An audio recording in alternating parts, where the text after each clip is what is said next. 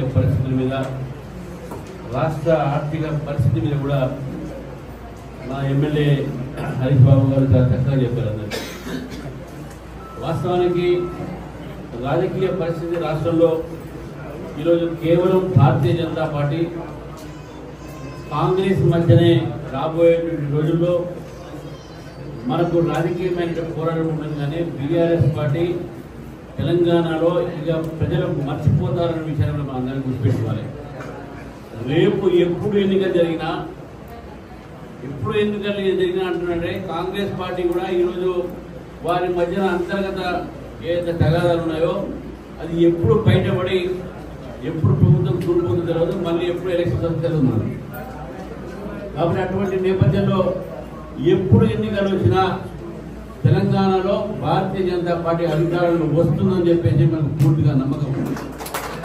ఈరోజు మనము భారతీయ జనతా పార్టీ మొన్న 8 పార్లమెంట్ సీట్లు గెలిచి అసెంబ్లీ నుంచి పార్లమెంట్ వచ్చే వరకు మన ఓటు శాతము దాన్ని 200 చేసేటటువంటి ఒక ఏదైతే మనందరం ప్రయత్నం చేసినామో ఇది కాపాడుకుంటూ కాంగ్రెస్ కన్నా మనం ఎక్కువ శాతం ఓట్లు తీసుకొచ్చి రేపు అసెంబ్లీ ఎన్నికల్లో కూడా మనం సీట్లు తీసుకుని రావాలి అనేటువంటి ప్రయత్నము భారతీయ జనతా పార్టీది తెలంగాణలో ఇప్పుడు జరుగుతున్న విషయాన్ని మనం గుర్తుపెట్టుకోవాలి. ఈరోజు రేపు రాబోయే రోజుల్లో స్థానిక ఎన్నికల్లో పంచాయత్ నుంచి పార్లమెంట్ దాకా బీజేపీ గెలవాలి, ప్రయత్నం చేయాలి అనేటువంటి ఆలోచనతో కార్యకర్తలు పనిచేయాలి, చేస్తున్నారు కూడా. లేకుంటే ఆసిఫాబాద్ జిల్లాలో 2 సీట్లలో కూడా దాదాపు మంచి రిజల్ట్స్ వచ్చినాయి. ఆ యొక్క ఎమ్మెల్యే గెలిచినాము. మనం జరిగినటువంటి పార్లమెంట్ ఎన్నికల్లో కూడా ఈ 2 ఒక అసెంబ్లీలో కూడా భారతీయ జనతా పార్టీకి మంచి ఓట్లు వచ్చినాయి. కాబట్టి ప్రజల్లో భారతీయ జనతా పార్టీని ఆదరించడానికి ప్రజలు సిద్ధంగా ఉన్నారు. కార్యకర్తలుగా మనము, నాయకులుగా మనము ప్రజల్లో వెళ్ళి ప్రజా సమస్య మీద పోరాడితే రేపు రాబోయే రోజుల్లో ప్రజలు తప్పకుండా భారతీయ జనతా పార్టీని ఆదరిస్తారు. భారతీయ జనతా పార్టీని వారు తప్పకుండా అవకాశం కూడా ఇస్తారని చెప్పేసి విషయాన్ని మనం గుర్తుపెట్టుకోగలుగుతారు. ఈరోజు మనం చూస్తా ఉన్నాం, భారతదేశంలో మొత్తం కాంగ్రెస్ పార్టీ విష ప్రచారం చేస్తా ఉంది. భారతీయ జనతా పార్టీ రాజ్యాంగాన్ని మారుస్తుందని చెప్పేసి నేను చెప్తా ఉన్నాను. రాజ్యాంగాన్ని మార్చేటటువంటి వ్యక్తులు ఎవరు ఉన్నారంటే దేశంలో కాంగ్రెస్ పార్టీ మాత్రమే. రాజ్యాంగాన్ని మార్చే ప్రయత్నం చేసింది ఎమర్జెన్సీలో. అందుకనే మన నరేంద్ర మోదీ గారు 26 జూన్ని రాజ్యాంగ హత్య దినంగా ప్రకటించడం జరిగింది. చేతుల్లో రాజ్యాంగ పుస్తకం పెట్టుకొని భారతీయ జనతా పార్టీ మీద తప్పుడు ప్రచారం చేసింది ఎవరైనా అంటే అది కాంగ్రెస్ పార్టీ. మిత్రులారా, ఈ 2 జిల్లాల్లో 2 ఒక అసెంబ్లీలో కూడా ఈ ఆసిఫాబాద్ జిల్లాలో మనకి ఇక్కడ గిరిజనుల వారి యొక్క ఆధిక్యత ఉన్నటువంటి ప్రదేశాలు ఇవి. ఆదిలాబాద్ జిల్లాలోనే మనకు గిరిజనుల ఆధిక్య ఉన్నది ఇక్కడ. అయితే మొట్టమొదటిగా ఈ గిరిజన మంత్రి ఎవరు ఏర్పాటు చేసినట్టే భారతీయ జనతా పార్టీ అటల్ బిహారీ వాజ్పేయి గారు ట్రైబల్ మినిస్ట్రీ ఏర్పాటు చేయడం జరిగింది. ట్రైబల్ కమిషన్ కూడా భారతీయ జనతా పార్టీ వచ్చిన తర్వాతనే అయింది. కాబట్టి గిరిజనుల విషయంలో కూడా ఈరోజు భారతీయ జనతా పార్టీ ఆలోచించినట్టు ఏ పార్టీ కూడా ఆలోచించిన విషయాన్ని కూడా మనం గుర్తుపెట్టుకోవాలి. ఈరోజు గిరిజనులకు కమిషనే కాదు, గిరిజనులకు మంత్రి వర్గమే కాదు, గిరిజనులకు సంబంధించినటువంటి అనేక చట్టాలు తీసుకొచ్చి వాళ్ళని ఈరోజు కాపాడే ప్రయత్నం మనం చేస్తున్నాం. కానీ బీఆర్ఎస్ పార్టీ 9% పైగా అంటే 10% గిరిజనులకు రిజర్వేషన్ వారి యొక్క పాపులేషన్ ఉందో వారి జనాభా ఆధారంగా ఇవ్వాల్సిన అవసరం ఉంటే దాన్ని ముస్లిం రిజర్వేషన్ కలిపి బీఆర్ఎస్ పార్టీ ఆ రోజు రానియకుండా చేసింది. నేను ఆ రోజు కౌన్సిల్గా ఎమ్మెల్సీగా ఉన్నప్పుడు ఈ కౌన్సిల్ విషయం మాట్లాడాను. తర్వాత వేరు చేసినది వేరే విషయం. కానీ దానివల్ల ఎంత ఆలస్యమైంది, ఎంతమంది గిరిజనులకు అన్యాయం జరిగిందనే విషయాన్ని కూడా మన అందరం కూడా గమనించాల్సిన అవుతుంది. ఈరోజు దేశంలో అతి ఎక్కువ గిరిజన ఎంపీలు కానీ ఎమ్మెల్యే కానీ ఏమైనా ఉన్నాయంటే ఏ పార్టీలు ఉందంటే అది కేవలం భారతీయ జనతా పార్టీలో మాత్రం ఉన్నది. కాబట్టి మనం ఈరోజు ప్రజా సంక్షేమం కోసము, దేశంలో ఉన్నటువంటి ప్రజా సంక్షేమం కోసము భారతీయ జనతా పార్టీ ఆలోచిస్తూ ఉంటే కాంగ్రెస్ పార్టీ భారతీయ జనతా పార్టీ మీద విష ప్రచారము, అబద్ధాల ప్రచారం చేస్తూ ఉంది. కాబట్టి ఇది మనం గుర్తుపెట్టుకోవాల్సిన అవసరం ఉన్నది. ఈరోజు రాష్ట్రంలో కూడా రైతుల సమస్య ఈరోజు మేము 100 రోజుల్లో తీరుస్తాము, 100 రోజుల సంతకం పెడతాము, మొట్టమొదటి సంతకమే రైతుల గురించి పెడతామని చెప్పేసి మాట్లాడినటువంటి ఒక రేవంత్ రెడ్డి గారు కేవలం ఆడవాళ్లకు బస్సుల్లో ఫ్రీగా ప్రయాణం తప్ప ఈ యొక్క 6 గ్యారంటీలో ఒక్క గ్యారంటీ కూడా తెలంగాణలో కాంగ్రెస్ పార్టీ అమలు పరచలేకపోతా ఉంది. ఒకేమో మాట్లాడితే బీఆర్ఎస్ పార్టీ మొత్తం ఖజానా ఖాళీ చేసిందని చెప్పారు. మన ఖజానా ఖాళీ చేసినప్పుడు మీకు తెలియదా అప్పుడు ఖజానా ఖాళీ చేసినట్టు? మరి ఏ విధంగా వాగ్దానం చేశారు మీరు? అబద్ధాల మాటలతో, అబద్ధాల గ్యారంటీలతో, అబద్ధాల వాగ్దానంతో ఈరోజు మీరు అధికారంలో వచ్చారు. మీ అబద్ధాలు పట్టుబడ్డాయి. ఒకవైపు అబద్ధాలతో వచ్చి మళ్ళీ మీరు ఈరోజు అవినీతికి పాల్పడతా ఉన్నారు. ఏమో అబద్ధాలు, రెండో వైపు అవినీతి, మూడోది మీరు వాగ్దానం చేసినటువంటి గ్యారంటీని అమలుపరచకపోవడం అనేది ప్రజలు గమనిస్తూ ఉన్నారు. అంటే ఈ 6 గ్యారంటీలు మీరు ఇచ్చారో భారతీయ జనతా పార్టీ డిమాండ్ చేస్తూ ఉంది. ఈ 6 గ్యారంటీలు ప్రజలకు అందాల్సిన అవసరం ఉన్నది. ముఖ్యంగా రైతులకు మీరు చెప్పినటువంటి రైతు బంధు 15,000, అదేవిధంగా 2 లక్షల రూపాయల రుణమాఫీ జరగాల్సి ఉంది. భారతీయ జనతా పార్టీ ప్రభుత్వం డిమాండ్ చేస్తాం.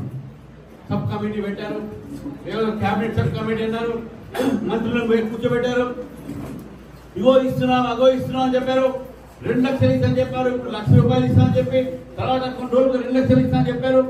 30,000 కోట్లు ఇస్తామని చెప్పారు. 6,000 కోట్లు మాత్రం పై చిల్లుని రిలీజ్ చేశారు. అంటే రైతుల్లో కూడా ఒక రకమైనటువంటి కన్ఫ్యూజన్ క్రియేట్ చేసి, వాళ్ళలో ఒక గందరగోళాన్ని క్రియేట్ చేసి ఈరోజు ప్రజల ఒక జీవితాలతో పాల్గొంటున్నటువంటి పార్టీ కాంగ్రెస్ పార్టీ. ఈ కాంగ్రెస్ ప్రభుత్వం రాష్ట్రంలో వచ్చినటువంటి 7 నెలల తర్వాత ఈరోజు అభివృద్ధి పెరిగింది.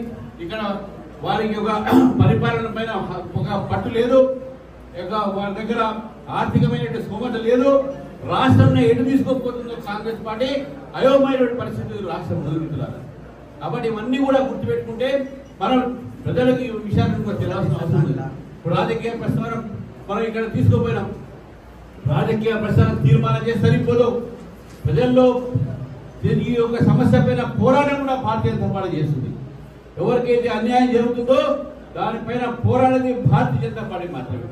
ఈరోజు కేంద్రం నుంచి అనేకమైన పథకాలు ఈరోజు సెంట్రల్లీ స్పాన్సర్డ్ స్కీమ్స్ కింద కోట్లాది రూపాయలు ఈరోజు రాష్ట్రానికి ఇస్తా ఉన్నాం.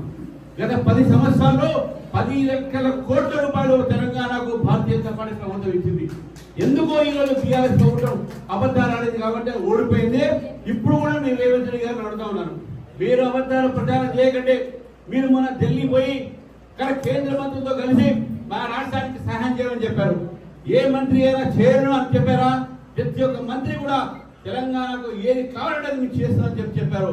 తెలంగాణ పట్ల నరేంద్ర మోదీ గారికి ఉన్నటువంటి ప్రేమ, నరేంద్ర మోదీ గారికి ప్రభుత్వం ఉన్నటువంటి ఒక ఏదైతే దీనిపైన శ్రద్ధ ఉందో, గతంలో బీఆర్ఎస్ పార్టీ ప్రజలను అబద్ధాలు ఆడి నరేంద్ర మోదీ గారు దుష్ప్రచారం చేశారు. కానీ ఈ రోజు ప్రజలు తెలుసుకున్నారు కాబట్టి భారతీయ జనతా పార్టీకు మొన్న 8 సీట్లు పార్లమెంట్ లో గెలిపించడం జరిగిందనే విషయాన్ని కూడా మనం గుర్తిస్తూ భారతీయ జనతా పార్టీ తెలంగాణ అభివృద్ధి కోసము మనం ముందుకు వస్తున్నాము, ముందు ఉంటాము.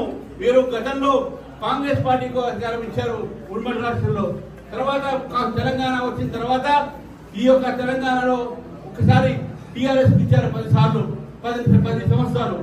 ఇప్పుడు కాంగ్రెస్ పార్టీకి ఇచ్చారు.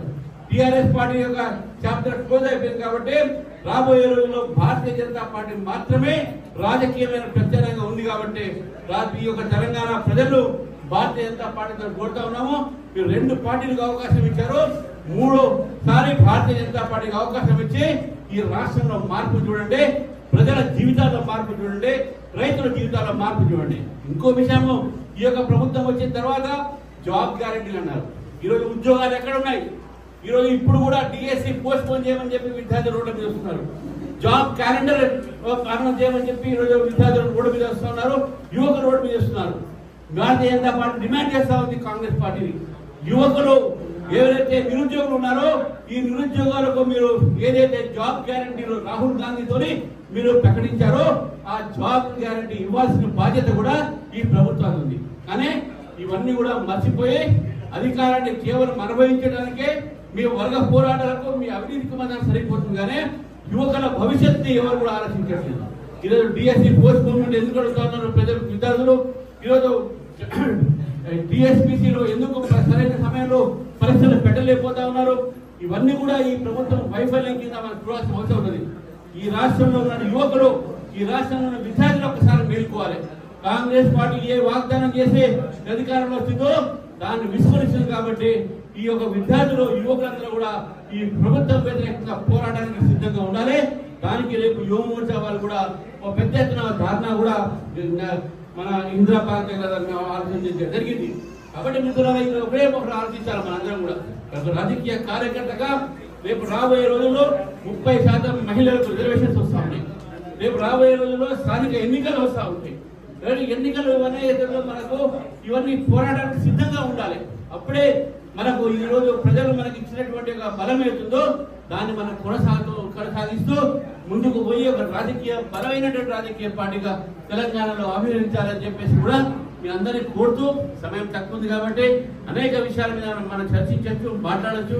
కాబట్టి ఈరోజు ఇంత తక్కువ సమయంలో కూడా నిన్న పెద్ద వాన పడ్డప్పుడు కూడా మంచి బ్రహ్మాండమైనటువంటిగా ఈ జిల్లా కార్యవర్గ సమావేశం జరిగినందుకు అనేక విషయాలపైన మీరు ఇక్కడ చర్చించి ఇక్కడ ఉన్నటువంటి కార్యకర్తల్లో చైతన్యం తీసుకొచ్చినందుకు ఒక కార్యాచరణ ముందు మీరు ఆలోచించాలని చెప్పేసి మీ అందరినీ కోరుతూ రేపు రాబోయే రోజుల్లో ఆసిఫాబాద్ జిల్లా భారతీయ జనతా పార్టీకి కంచుకోటగా మార్చాలని మీ అందరూ కూడా కోరుతూ ఈ అవకాశం ఇచ్చినటువంటి కూడా ధన్యవాదాలు. భారత మాతకి జై.